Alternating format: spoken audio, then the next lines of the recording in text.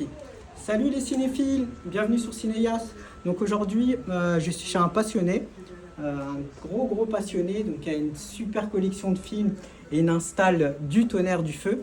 Je l'ai aidé pour son installation, les réglages et tout, et il est vraiment satisfait. Ça m'étonne pas trop parce qu'en fait c'est du matos que j'ai moi-même que je lui ai conseillé. Donc on va commencer avec. Par contre j'ai pas le vidéoprojecteur, si j'avais un Optama, mais c'était un modèle à lampe. On va commencer tout de suite avec un Optama laser haut de gamme UHZ66. Hein. On est sur un vidéoprojecteur dans les 2000 €, ça commence vraiment à être très costaud. Sur un 4K laser 3D avec un câble nouveauté HDMI vers optique parce qu'en fait sinon on perd du signal au niveau de la qualité. C'est vraiment bien d'avoir pris ce câble, c'est très malin. Comme ça on garde une super qualité d'image. Donc ici vraiment on a du costaud, les contrastes, tout est super sur ce vidéoprojecteur. Les couleurs, comment on reconnaît un bon vidéoprojecteur? À la couleur de la peau. Si vous voyez une couleur de la peau type Pana, vous avez un bon vidéoprojecteur. Vraiment, j'ai vraiment bégayé quand j'ai vu le vidéoprojecteur. J'ai pu tester aussi Avatar en 3D, plein de films d'animation, que ce soit la 3D, le Blu-ray, le 4K. C'est vraiment top. Hein. Franchement, je l'achèterai pour moi aussi. Je le recommande les yeux fermés. Je le recommande facilement. Donc, je rappelle la référence pour ceux qui sont intéressés, le Optama Laser UH66. Donc très bon vidéoprojecteur avec les enceintes, on est vraiment en immersion complète. Donc on va continuer, on va présenter maintenant les superbes enceintes focales avec un noir glossy laqué qui est vraiment magnifique. Donc on va commencer avec la colonne. Ici on a les 726 avec un tweeter de 16 pouces. Vraiment les enceintes sont sublimes. Moi j'ai les 716, donc j'ai un modèle un peu plus en dessous. Lui ils sont plus haut de gamme que les miennes. On a 3 tweeters puisqu'on a l'enceinte de grave avec les médiums et avec les médiums et l'enceinte de grave. Par rapport à la mienne, on a l'enceinte de grave qui va donner une meilleure immersion au niveau du son et plus d'ampleur. Dans la salle, en fait, on aura beaucoup plus d'ampleur. Donc ici, on a les 726. Vraiment, allez-y parce que vraiment, ils sont un rapport qualité-prix qui sont tout bonnement incroyables. On est à 1200 €, à peu près les 5 enceintes.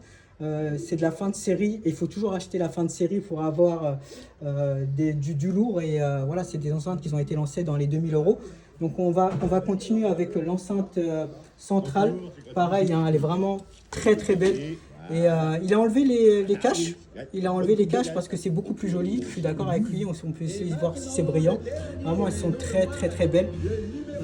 Donc rien à dire. Ici, il faut une cohérence.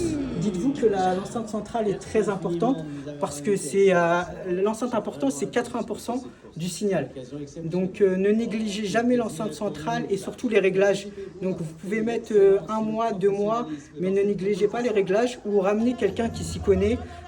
Moi, mon ami commence dans le cinéma malgré qu'il s'y connaît déjà beaucoup. Je l'ai aidé à peaufiner les réglages. Donc, et là, vraiment, on est très bien. L'enceinte centrale, surtout chez Onkyo, n'hésitez pas à augmenter un petit peu le débit. Donc, on continue avec le Yamaha Onkyo 696. Là, c'est du costaud. Hein. En fait, le Onkyo 696, Onkyo, ce que j'aime, c'est que vraiment, on a un son très dynamique, très typé salle de cinéma. Onkyo, c'est vraiment pour du John Wick, Transformer. C'est juste excellent. On est dans cet ampli, on a aussi l'avantage, vraiment, il a un super rapport qualité-prix. Hein. Donc pour les prix, là, on est dans entre 400 et 500 €. C'est un ampli qui était lancé à 600-700 €. Donc on a aussi ce qui est nouveauté dans les amplis moyenne gamme, ce qui est nouveauté, c'est qu'il a un ampli, il peut mettre un ampli de puissance. Il peut alimenter les 2 colonnes. Les 2 colonnes peuvent être alimentées et ça c'est top. Hein. Ça permettra de faire respirer le reste des enceintes. Donc si il alimente, mon ami va sûrement prendre un ampli de puissance bientôt. Donc il va opter soit pour un ampli Marantz pour aussi avoir la musique ou un ampli Kro. Kro, c'est les meilleures marques en ampli de puissance, mais lui il veut aussi de la musique, donc il va opter pour un Marantz avec 4 sorties out. Donc c'est vraiment une bonne idée, très intelligent de sa part. Donc voilà pour l'ampli Onkyo, il n'y a rien à dire. Petite anecdote aussi, Celui-là, c'est un modèle, c'est l'ancien modèle. Justement, je vous recommande de prendre cela parce que c'est toujours bradé. Le modèle, le 700, la série juste au-dessus, on a le Direct Life. Donc, avec Onkyo, les Direct Life, c'est assez exceptionnel. Donc, si vous devez acheter, prenez avec le Direct Life ou celui-là pour beaucoup moins cher.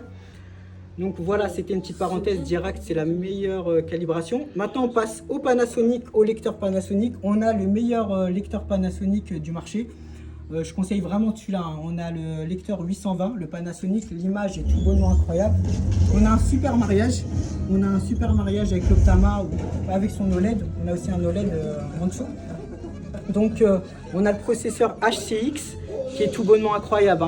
On peut bénéficier, surtout si vous n'avez pas une télé Panasonic, prenez ce lecteur-là parce qu'on a le processeur HCX qui fait des miracles. Ce qui veut dire vraiment le traitement d'image Panasonic est tout bonnement incroyable. Donc allez-y les yeux fermés. Vous pouvez prendre celui-là entre 300 et 400 euros. Je le conseille par rapport, ça ne sert à rien de prendre le Panasonic 9000 qui est à 1000 euros parce que dans la différence c'est quoi? C'est juste au niveau du son. Si vous êtes un audiophile, vous voulez de la musique un peu mieux, tout ça, prenez le 9000. Mais celui-là, pour moi, on a un rapport exceptionnel. Le 420 que j'ai moi ne fait pas Dolby Vision. Celui-là, on a le Dolby Vision. Le son est tout juste incroyable. Quand j'ai eu ce Panasonic que j'ai conseillé à mon ami, j'ai l'impression que j'avais acheté de nouvelles enceintes. Clairement, le son et l'image, c'est du lourd. C'est très typé cinéma. Sony, c'est plus doux. Donc Sony, c'est un rendu plus numérique. Panasonic, c'est un peu du type GVC, c'est très cinéma, avec un jaune prononcé, mais c'est normal, c'est cinéma. Et n'oubliez pas que Panasonic calibre, font équipe avec des gens qui montent leurs films en post-prod à Hollywood, donc avec des professionnels qui ont monté Star Wars et d'autres films que j'ai plus en tête. Mais donc voilà pour le lecteur Pana. Donc on a une toile qui est très bien, un super rapport qualité-prix. Voilà, c'est une toile dans les 200 euros. C'est top, déjà c'est vraiment top, il n'a pas besoin de plus.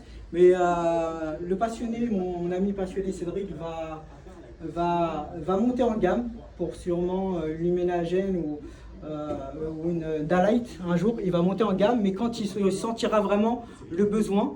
Donc voilà pour la toile, ne négligez surtout pas la toile. Et la chose la plus importante qu'il a fait, et c'est très malin de sa part, c'est l'isolation phonique. On a des panneaux acoustiques vraiment top du top. Il a vraiment, en plus on est dans le noir, donc ça augmente les contrastes. Les panneaux acoustiques sont vraiment...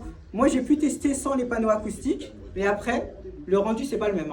On est vraiment dans un non-bon. D'ailleurs, avec les panneaux acoustiques, ces enceintes focales rendent mieux que mes Mania THX à 5000 euros. Comme quoi, le rendu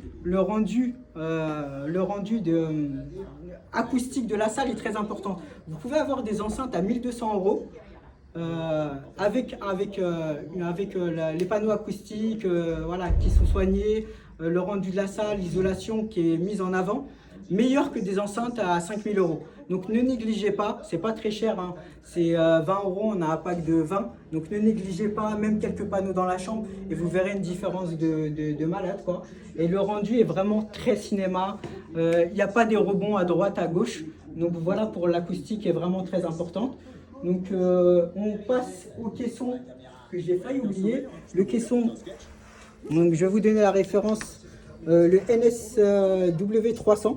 Donc on a un super caisson avec des graves très secs, un rendu vraiment dynamique, très patate, compatible avec les focales à 100%. Le rendu donne très bien. Au début j'ai trouvé que ça manquait de graves, mais après mon ami a su trouver les bons réglages, le placement, et maintenant c'est parfait. Le caisson, ne renvoyez pas le caisson bêtement, parce que le caisson c'est un peu galère à régler. Donc prenez le temps de le régler. Vraiment on a un super caisson.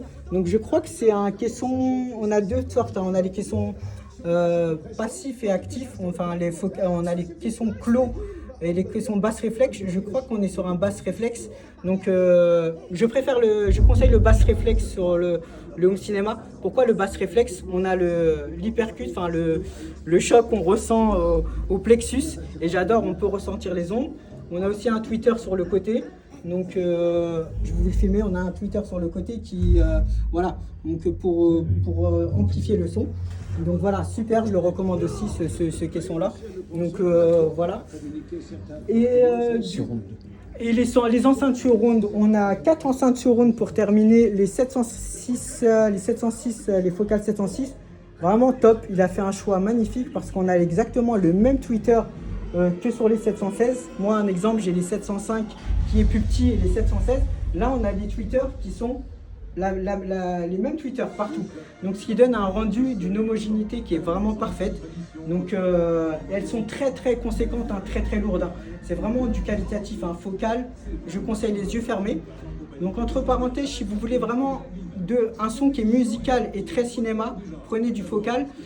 Si vous voulez un son qui est vraiment juste 100% cinéma, vous pourrez vous tourner vers du clip, mais vous n'aurez pas le côté musical. Sur des films avec de la musique, vous serez mieux avec un focal. Moi, personnellement, je suis plus team focal.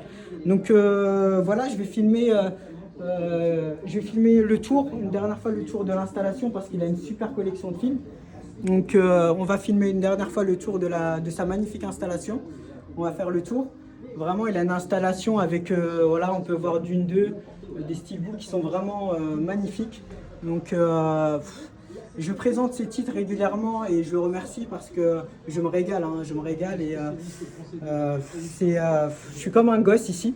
Donc voilà, il a une grosse collection, il a environ 3-4 000 titres, c'est ça 3 000 titres, c'est énorme hein, avec la plupart des Blu-ray 4K.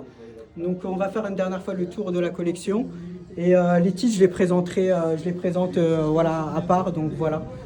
Donc voilà pour la room tour. N'hésitez pas, si vous êtes sur Rouen, voire sur Paris, laissez-moi un commentaire où je mettrai mon adresse email si vous voulez que je présente votre installation, ça sera avec grand plaisir. Donc n'hésitez pas à liker, partager, commenter. J'espère que cette vidéo vous fera plaisir, ça change un petit peu. Je suis aussi beaucoup dans le haché, j'adore le home cinéma, donc ma chaîne traitera aussi du home cinéma. Donc salut les cinéphiles, à bientôt.